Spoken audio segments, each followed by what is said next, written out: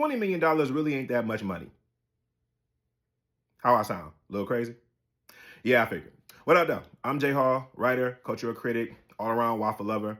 You probably heard by now that former NBA player Sebastian Telfair was on the Pivot podcast when he was quoted about or asked how did he run through $20 million and saying it really ain't that much money. Now, to be fair, when you watch the entire segment in context, he does break down how $20 million left him.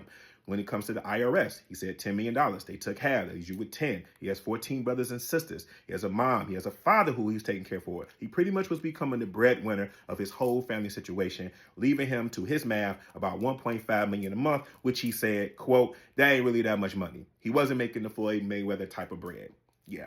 Now, when I thought about this, my brain first went back to the early 2000s, 2004 to be exact, when former NBA player Latrell Sprewell was offered a $20 million contract to the Minnesota Timberwolves, and he denied it by saying, quote, I have a family to feed. Now, me, myself, I don't know what type of family's going to eat up $20 million, but I do know that my family do just quite fine at the local buffet. Hell, McDonald's even, and I don't even like McDonald's. But I digress. I try to approach the situation with a little bit of understanding before criticism. And I understand that lack of financial education can actually put you in that type of situation, especially when it comes to Black success. Black success is different from any other type of success because oftentimes if you are the first person who actually make it, especially from poverty, it is expected or the responsibility becomes more like a burden when you have to take care of all of those people who kind of help get you there.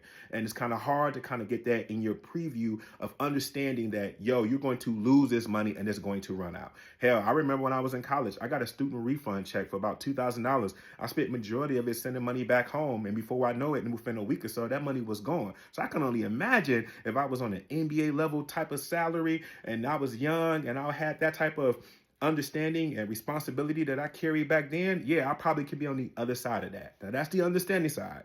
On the flip side of that, there's some reality we need to put into this. I remember Rich Paul was talking about how some of his players that he actually worked with want to spend $1,000 on jeans. $1,000 on jeans.